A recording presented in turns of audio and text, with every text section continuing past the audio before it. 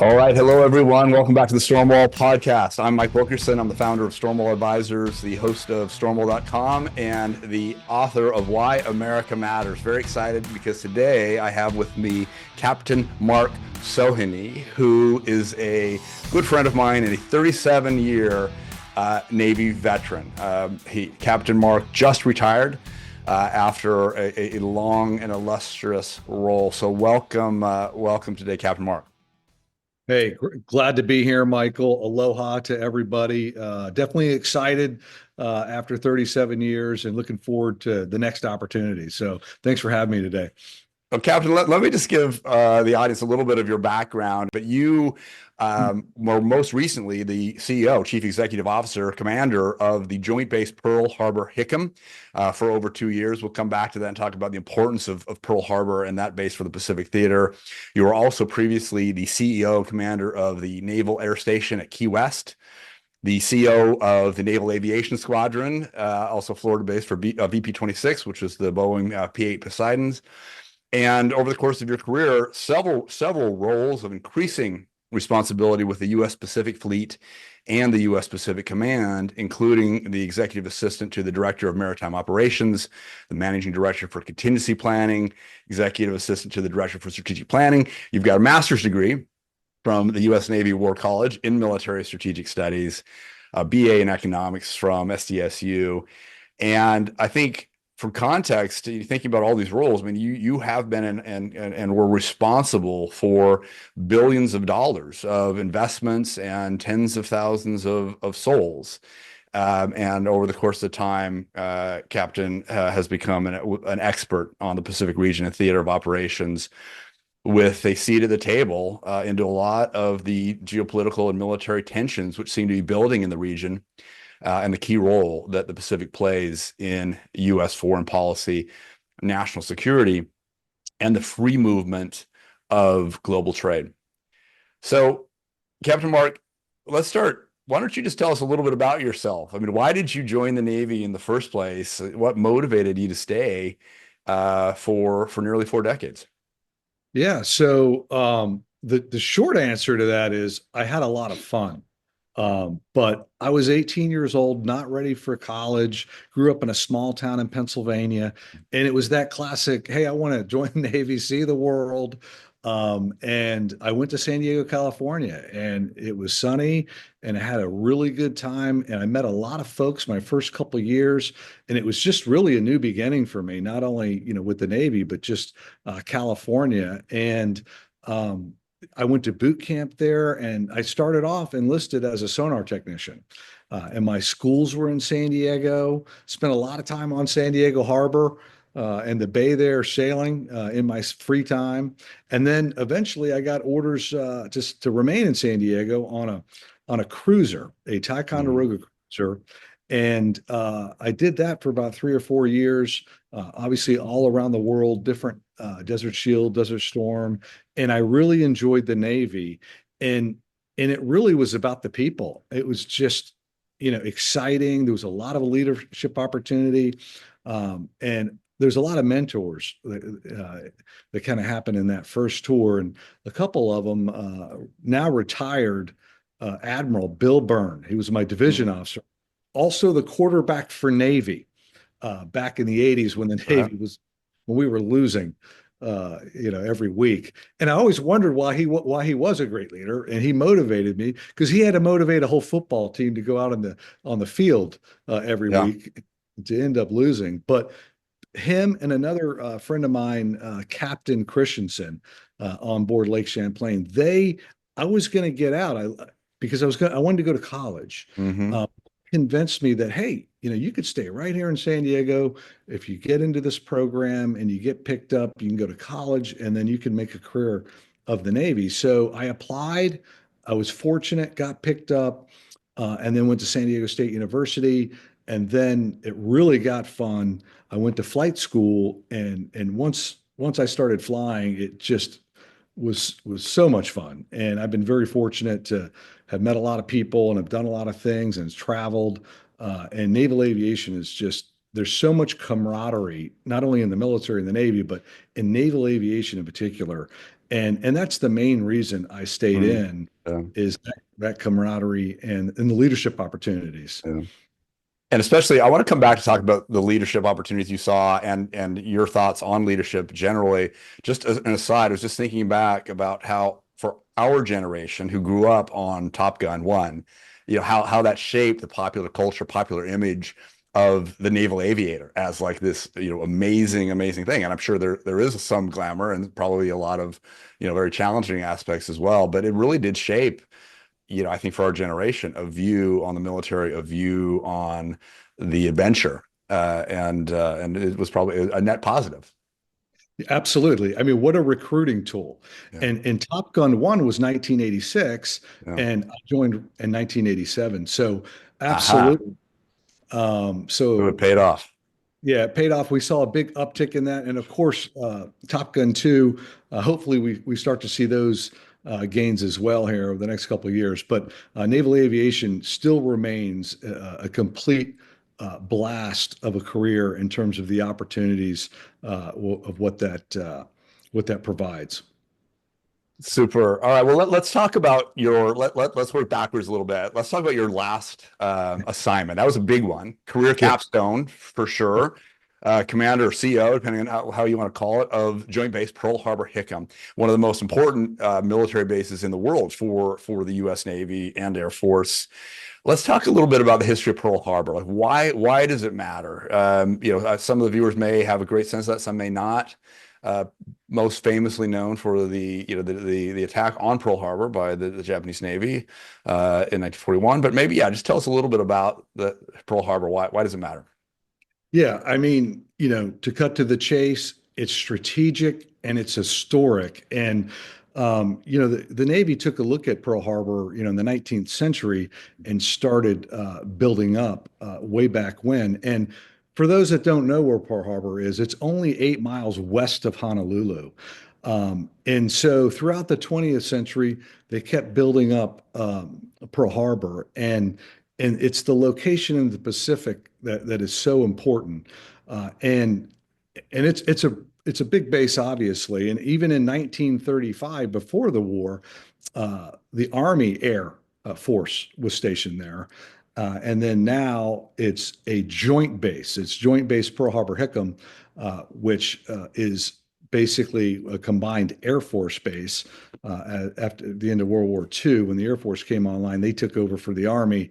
And then in 2010, Congress decided to make it a joint base. So Mm-hmm. uh, there's a lot going on there. There's an airfield that's dual use with Honolulu International Airport, which is challenging.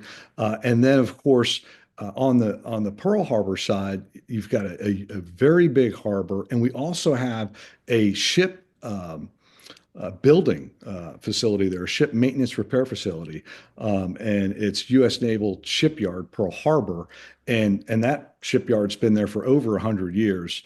So why is it important? Obviously, it's the location, and you mentioned, the surprise attack. It's most famous for December 7th, 1941, and the Japanese obviously tried to really take out American naval power that was home ported in Pearl Harbor.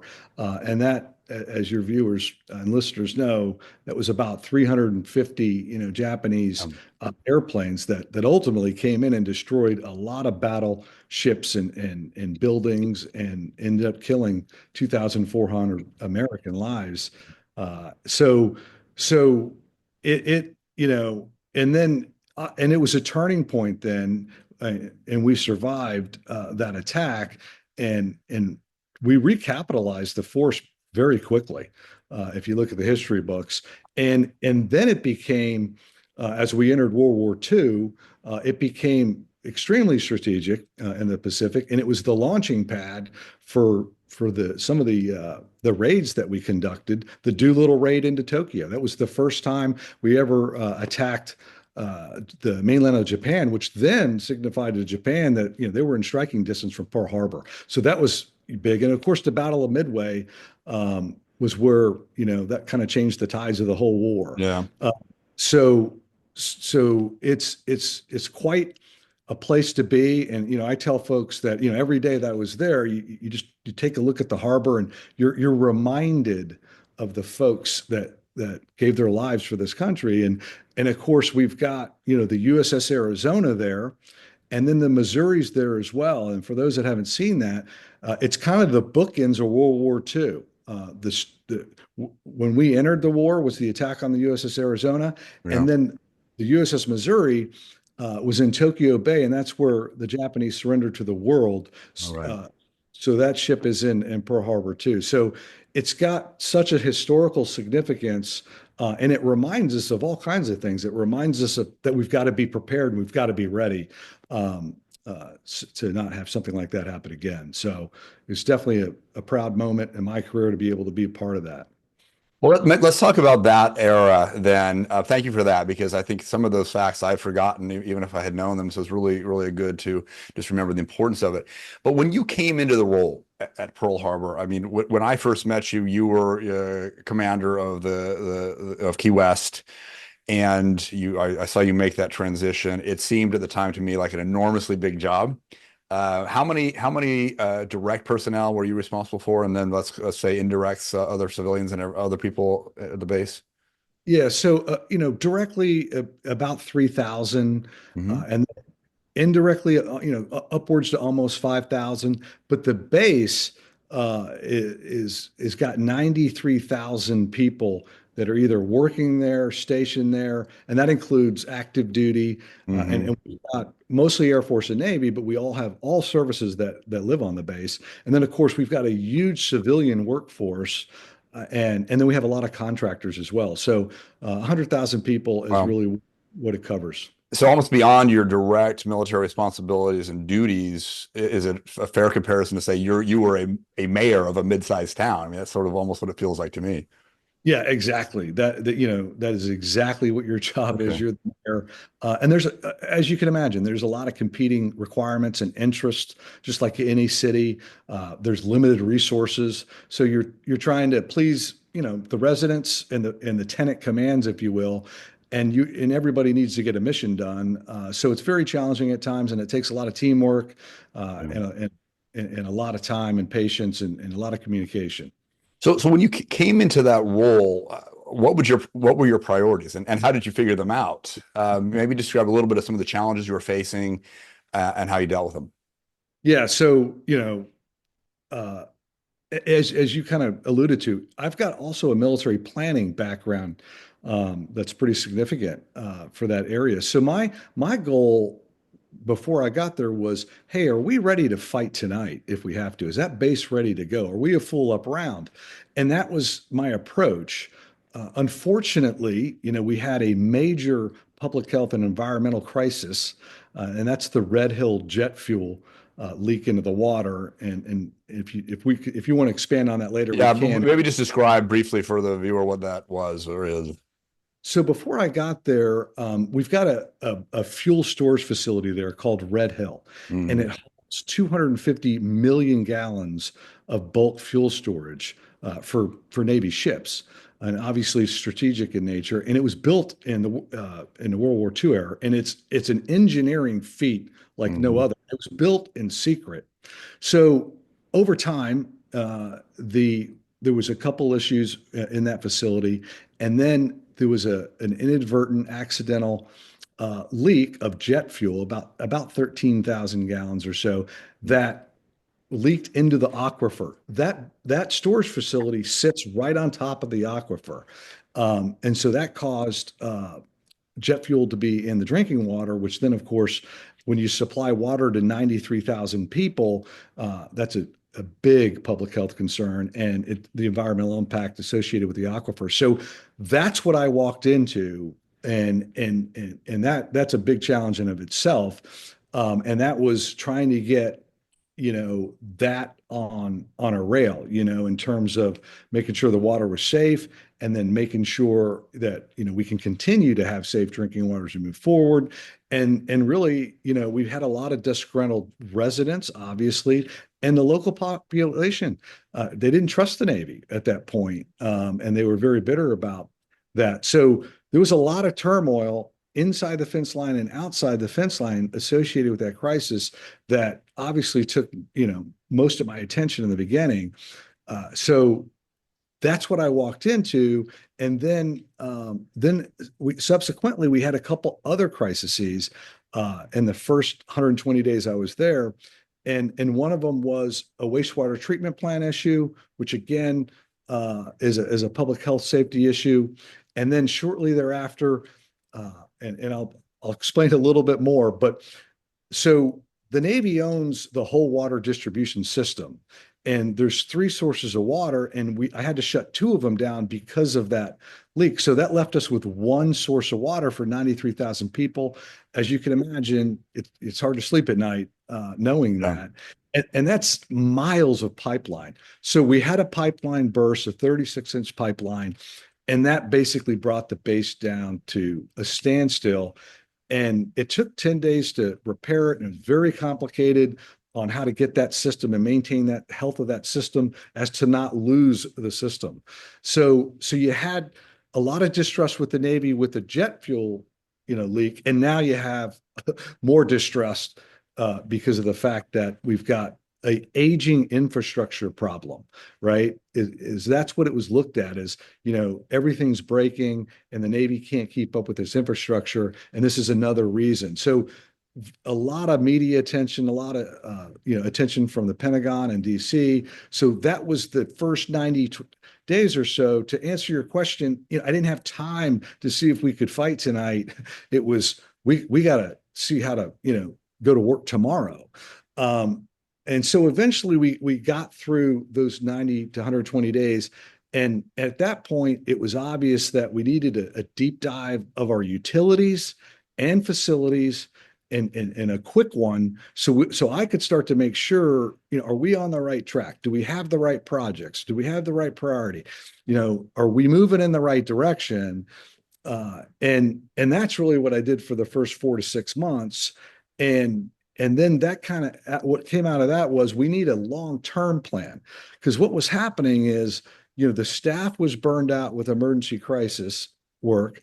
That you're still trying to run the base, normal operations, and then you forget that you need to create some bandwidth to design and recapitalize, the base. And how do you do that? So that was okay. How do I develop that vision, and how do we get, that capital investment strategy, developed, and then how do we get everybody on board, all these stakeholders, and then how do we get the money to do it? So it became less of a, can we fight tonight, which we're capable of. It's how do we fight tomorrow night, really, for me. It just strikes me of this old adage that I'm sure you've heard 1,000 times, but how does it go? Something like, the amateur talks military strategy, the professional talks logistics, right? And having the infrastructure in place. So can we fight tonight is totally dependent on whether, not totally, but heavily dependent on whether water's flowing and plumbing's working and the lights are turned on. And one of the disadvantages of being the incumbent power, let's say in the region versus the challenger, is that we're living with, in some cases, 50, 70, or 100-year-old infrastructure.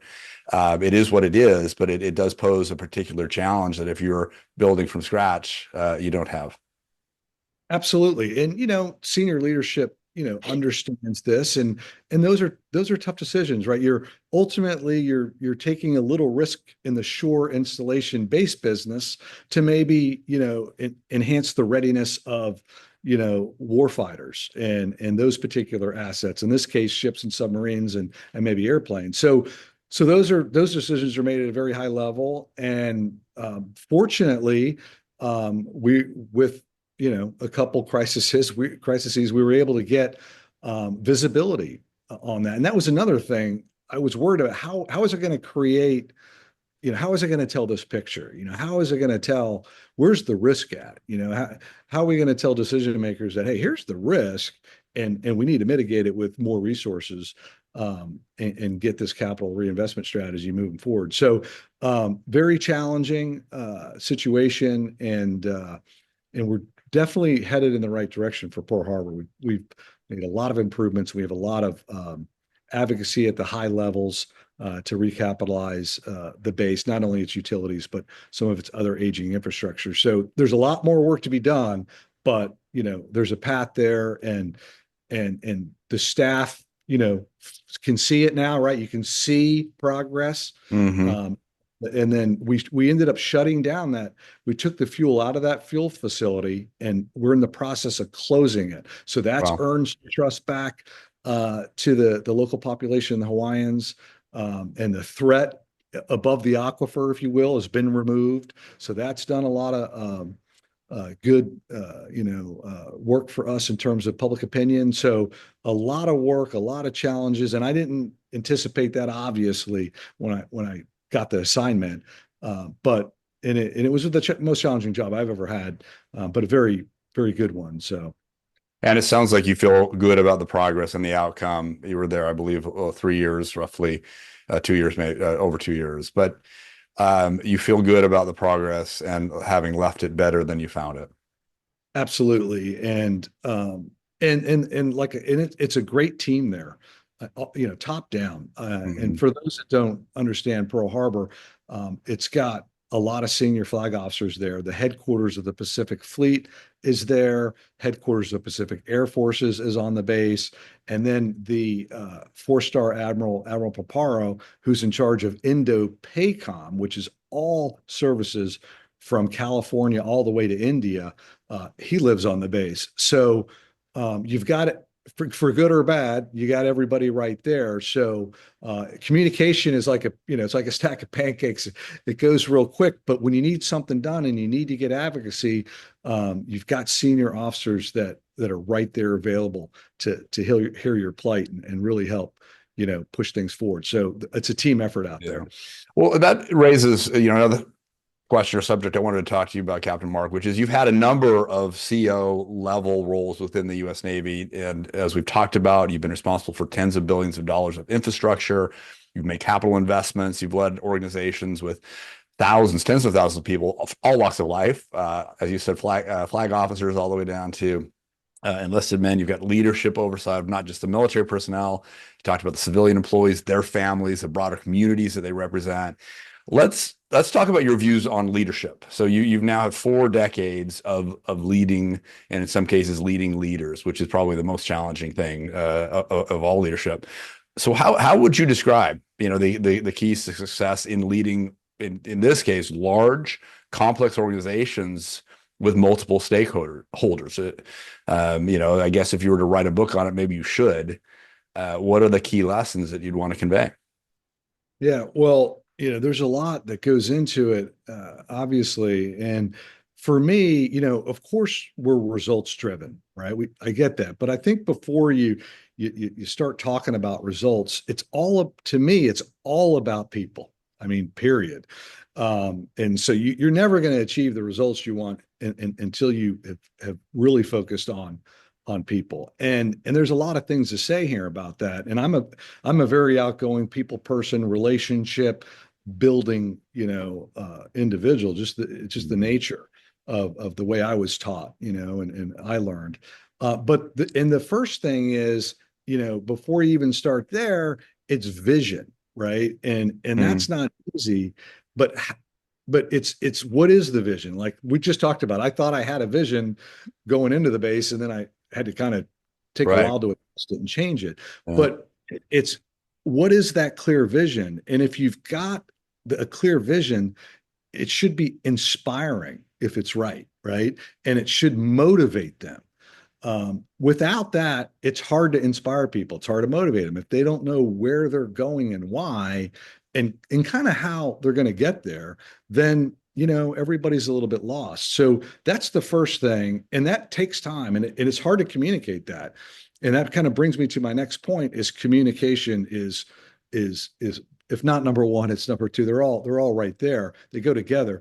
Is communicate. And this is one thing that I've learned significantly is you can't over communicate. I mean, when you wake up in the morning as a leader, it's like, okay, what am I communicating today, and how am I going to do that? What methodologies am I going to use and who am I communicating with today? I mean, that's the level of thinking, and that's throughout the whole day. And And so, and how do you do that? It's got to be clear. And there's different ways to do that. And what I've learned, and I learned it a lot coming out of Key West, was social media. So what are the sources of media that I can use to get my message out and who I'm getting it to? That was a big thing for me. And I did that a lot in Pearl Harbor. So all kinds of methods of communication and early and often is really what you got to do, and that's constant. And that's if that's just articulating your vision, of course, or what people need to know, especially in the base business, they want to know why. Like, why are you doing that? Why is Yeah. this open? Why is that close? Yeah. Why are we spending this much money on the airfield and not this pier? So an example there is you've got to have a transparent budget, process that is informative. So you got to communicate that process, so people start to see the rationale in this Yeah. example. Oh, that's why they're making decisions. So communication throughout the whole organization is important. And then you kind of alluded to it, collaboration. You can't get anything done in my business unless you're building partnerships and collaborating. And the reason you're doing that really is you want to get all stakeholders engaged. And that kind of goes back to motivation and communication and vision. When you get that level of engagement, then everybody feels like they're on the same page. They feel like they're empowered. They feel like, hey, I get it, and then it's easier, right? It's more efficient, it's easier. You want to have a shared value, a shared purpose. And by bringing those stakeholders together, in Hawaii, there's a lot of things, and that's partnering that's with everybody, all entities, businesses. The Hawaii Department of Transportation is a great example. Mhm. Hey, look, we're sharing this airfield with Honolulu International. Why don't we come up with a support agreement? Because you're better at building roads and maintaining them than I am. I mean, Mm. you're in charge of the whole state. Yeah. So let's be a little bit more cost effective there. So collaboration is key. And then I think the last thing, is empowerment.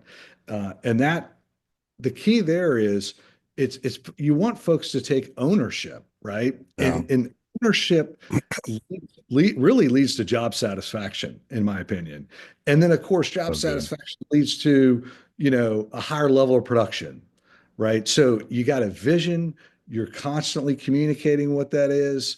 You're encouraging collaboration, sense of purpose, sense of shared values, shared, interests. And then if you're empowering your team and your people to do that, then people are happy, with their job, and more work's getting done. And that was like what I walked into Pearl Harbor. It wasn't the case like that.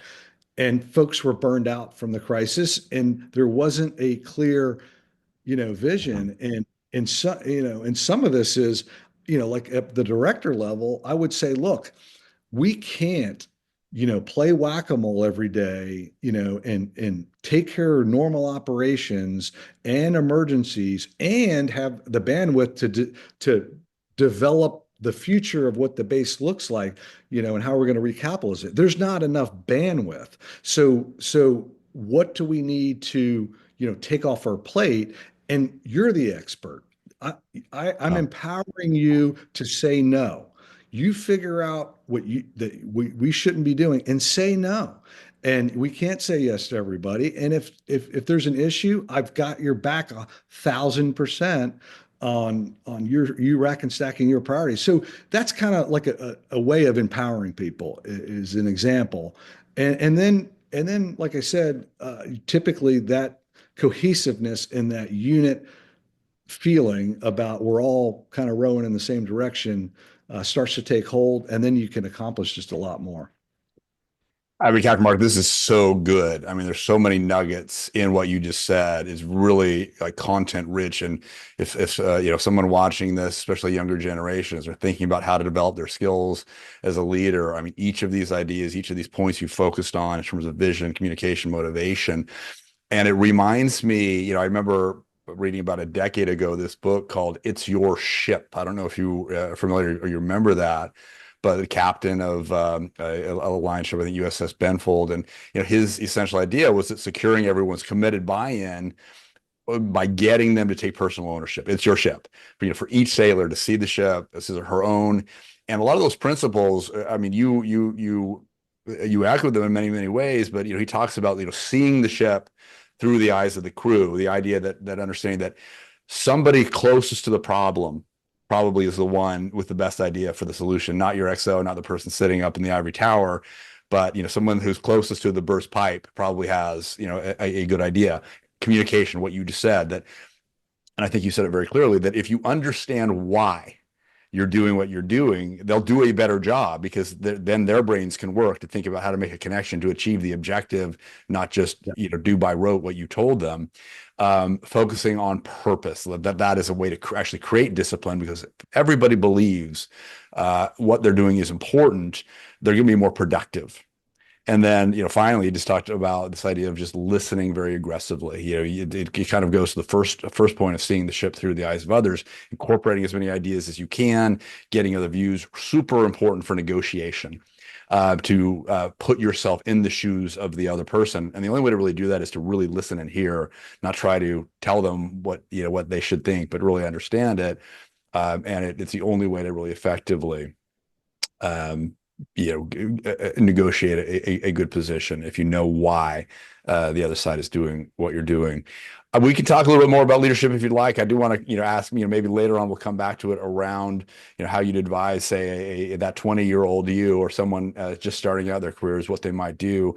But before we go there, maybe just stepping back from your recent roles, let's talk a little bit about geopolitics. You're now officially retired. I understand that you're probably doing some advisory work, some consulting, still thinking about some of these questions. I'm a history buff. I love reading history. It seems to me that we're living in this an environment that it seems pretty dangerous and unprecedented, at least for those of us who haven't lived 500 years. Things that we haven't seen before. Just to make some obvious points, the challenge of an emerging China, where they've explicitly articulated a vision for their future role in the world, which seems to come at a cost to U.S. economic, financial, military, geopolitical, whatever you want to call it, leadership. They've been on an aggressive military buildup for several years. I've talked elsewhere. We've talked about war by any means, and some of the economic warfare, other means beyond just the military. At the same time, the U.S. is engaged, even if indirectly, in regional conflicts: Russia, Ukraine, the Middle East, the Pacific region, which you know a whole lot about, especially the South China Sea. And all of this, when you look and you step back and look at it, seems to threaten a wider global conflict. I think there have been this year more references to the potentiality of World War III than ever. If you do the Google search on the number of times the phrase comes up. But it raises a number of questions. Going back to your first point on your role at Pearl Harbor is preparedness. And one of the questions that I have for you, maybe just to start it off, and then we can take it wherever you want to go on it. But as I look at that emerging challenge, our primary global competitor in China, and at the same time, I see the U.S. Depleting resources in these other engagements, and leaving behind resources in Afghanistan, for that matter. Are we depleting those resources that may be needed later, and creating a situation that could be dangerous for our security? Yeah, great question, great lead in.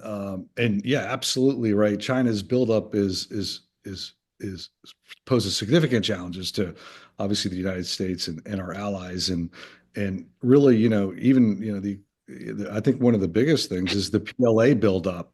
If you take a look at that, and they're investing heavily, modernizing their forces, and they've got anti-ship ballistic missiles that they're working on, and naval capabilities and cyber warfare. So we're definitely seeing that. And then, and I'm just recapping a couple things in case people. Taiwan, right? I mean, look at the Taiwan. activity now in and around Taiwan. And then the buildup, the military buildup in the South China Sea, and as everybody knows, that's a huge impact to international trade and everything. But that's been going on for a while, and it's just even, more and more as we're in the last couple of years, it seems like. So, and for us, of course, well, for the Navy, obviously, in the South China Sea, it definitely threatens, U.S. naval supremacy when they're building more submarines and they've got these anti-ballistic missiles. So yeah, it's significant. And then, are we distracted a little bit doing other things? Yeah. Is it depleting our resources? Maybe, but the other thing is we got to be careful that it doesn't erode our allies, right? So Tell in me those what you times, mean by that. How would you see that potentially playing out? yeah, I think that we've got to. It's a couple things is we have to. We have to look at our foreign policy and obviously our defense strategies together, and we need if China's exerting more influence in Asia and we're not there, right? We need to probably rely on our allies more to push back on that. Um, so because we've got other commitments in your example. So um, and that's just one way of looking at it, is strengthening some of those alliances.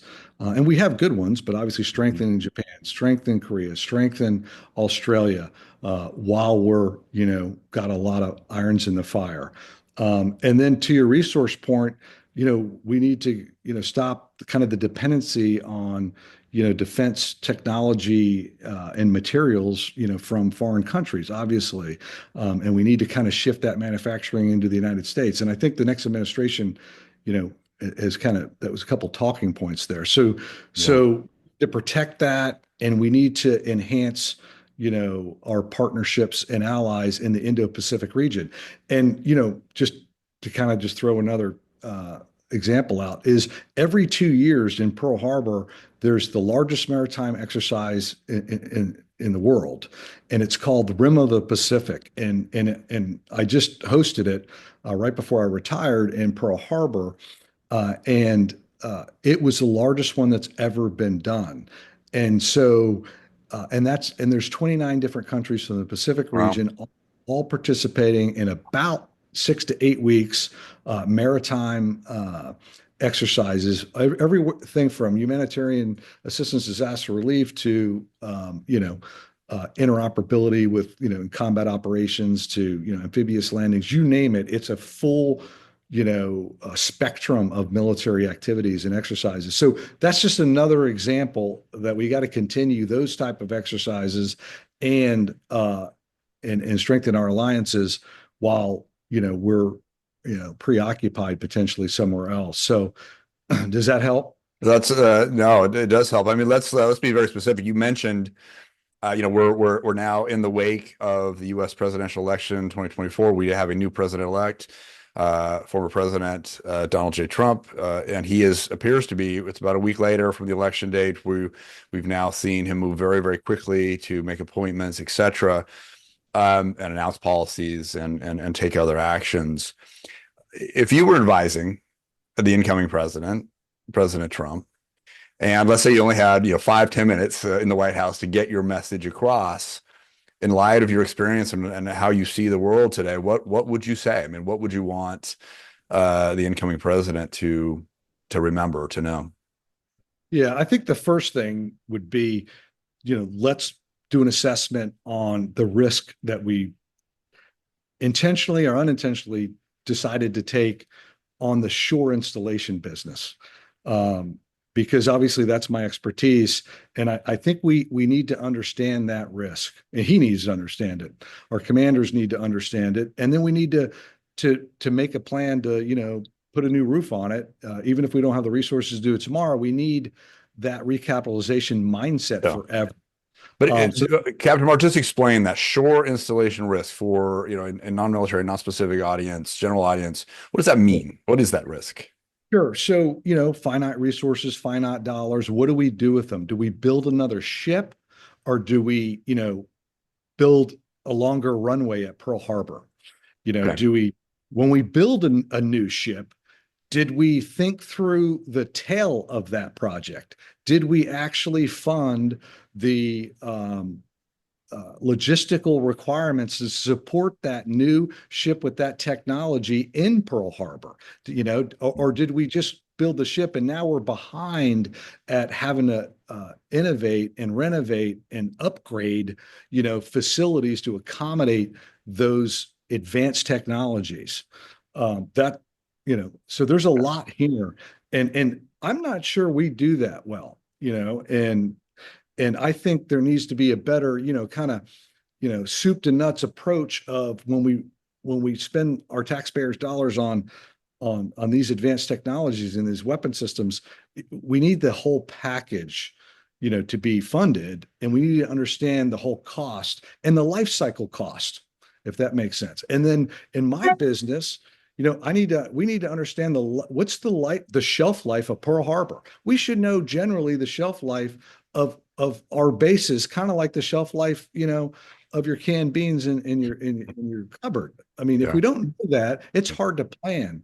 And because there is a finite number of sources. So my point there is, obviously somebody's making a decision on, you know, spending more, let's say in my example, on bullets, and not enough on, you know, runways, as an example.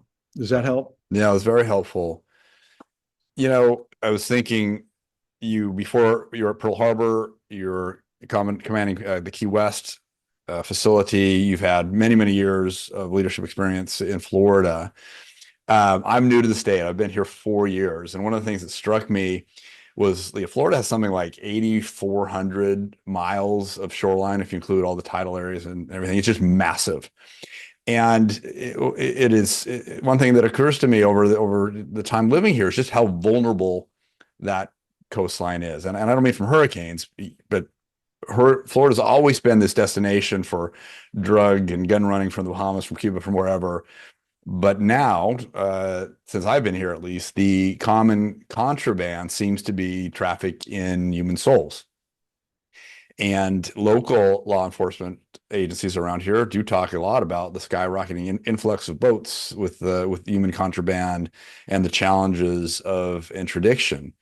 You know, at the same time, Florida shoreline also has important installations, including, you know, naval, Coast Guard, other maritime facilities. We have several nuclear power plants.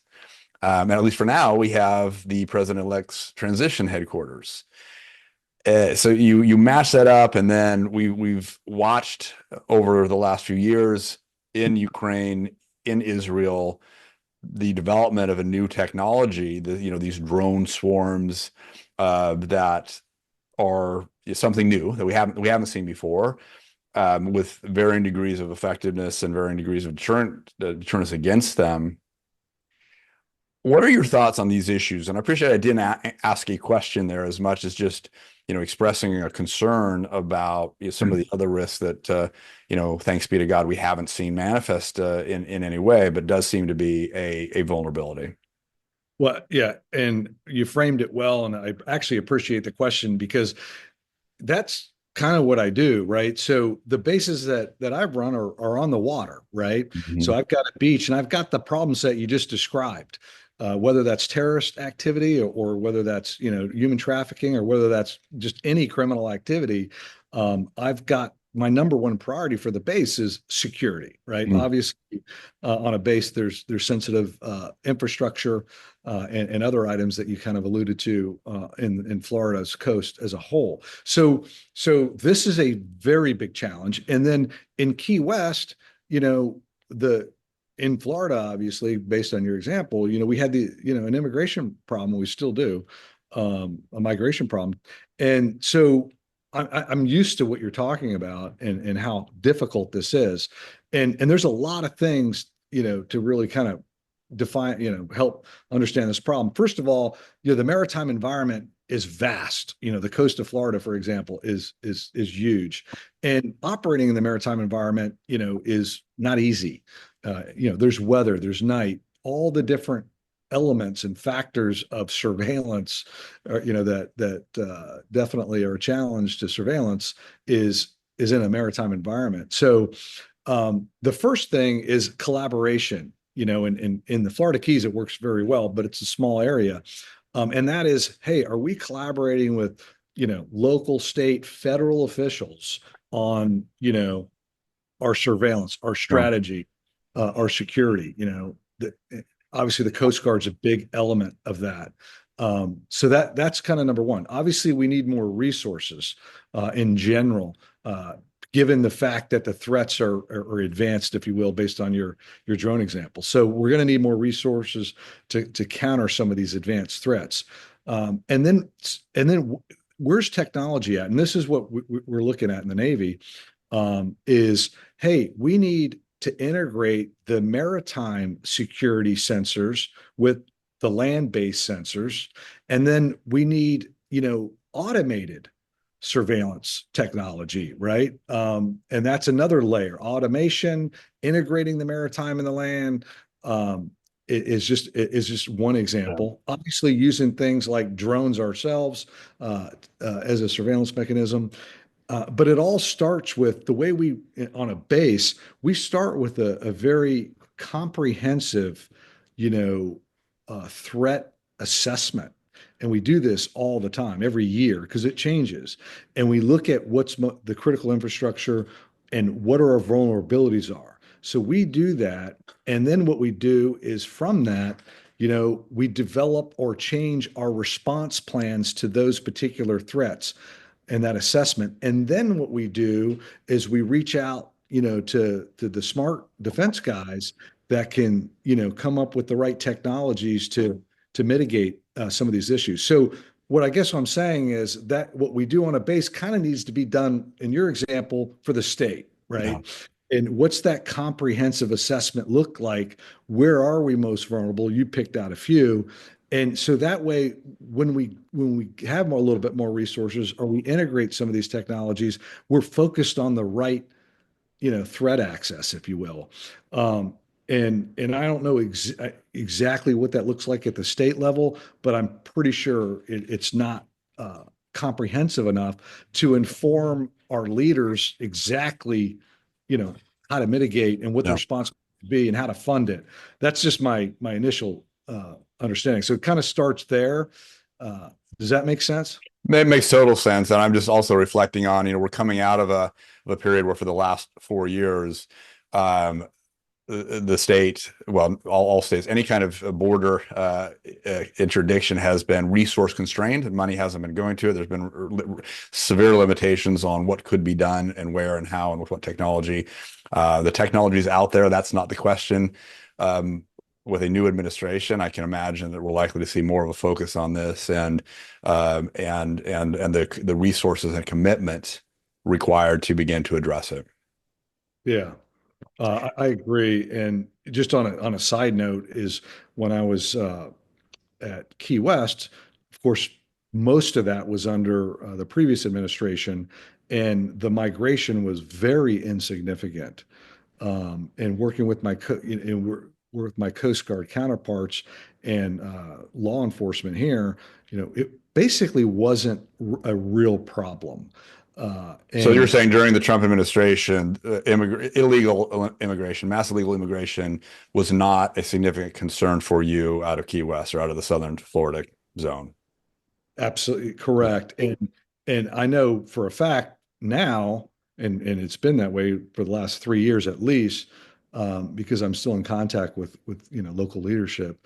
It's a significant uh, problem, and that's a drain of resources. And that's what can those resources be put to use for? Other security items, right? Other issues like you just talked about on the broader scale.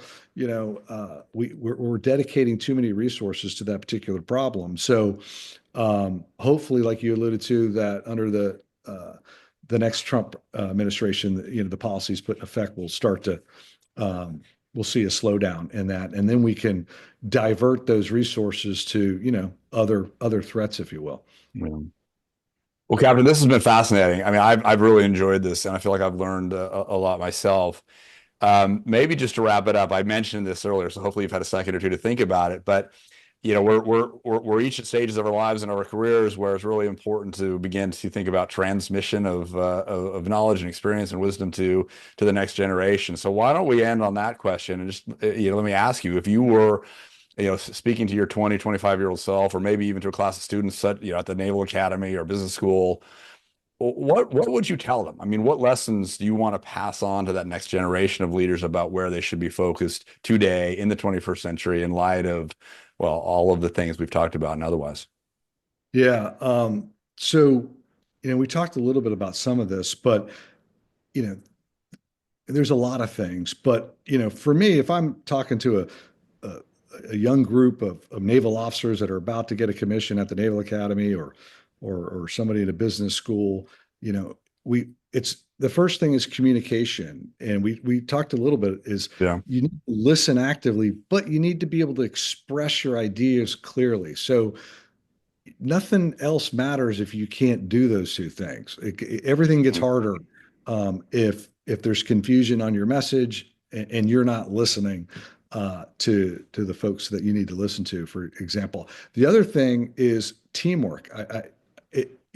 It's all about teamwork. We talked about collaboration, but teamwork for sure is because it really helps with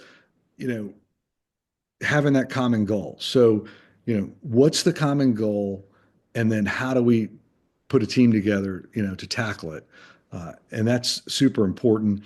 And I think, at least in my line of work, adaptability, like you got to be ready to pivot at instantaneously today. I mean, and in my example was a good one, going to Pearl Harbor.